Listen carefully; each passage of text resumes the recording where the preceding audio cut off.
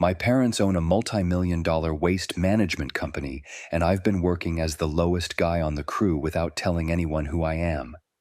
I'm 22, just graduated from college a few months ago. While my classmates were polishing resumes and stressing over interviews, my parents sat me down and made it clear.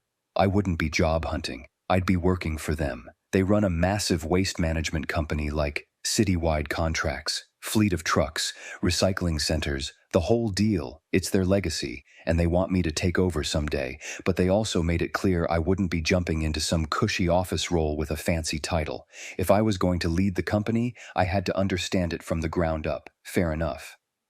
I actually respected that, so I started at the very bottom. One day I was on a truck hauling trash bins in the rain. The next I was elbow deep in recyclables at the sorting center. I never told anyone who I was. I wore the same uniform, followed the same schedule, and showed up like every other new guy. I wanted real experience, no special treatment, no shortcuts. At first, it was fine, humbling even. I started to respect the people who do this every day in ways I couldn't before. They're tough, they work hard, but after a while the vibe started to shift. I was doing more and more of the grunt work while others kicked back.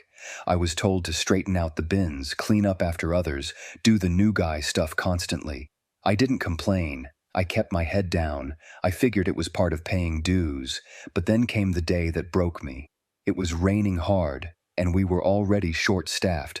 I barely slept the night before, showed up exhausted, and got drenched within the first hour. My clothes were soaked. I was cold and running on fumes.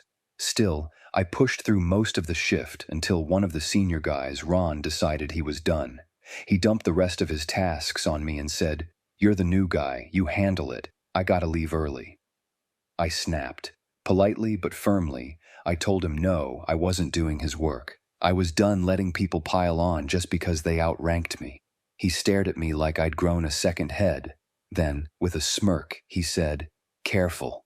Management might not like it if I start talking about your attitude." I looked him dead in the eye and said, "Then let's go to management right now." He blinked, didn't say another word, just walked off. That was the first time I've ever stood up for myself like that at work. I didn't play the "I'm the owner's son" card. I still haven't, but I'm starting to realize, being the boss's kid doesn't mean I have to accept being walked over to prove I'm humble. I'm here to learn not to be everyone's personal doormat.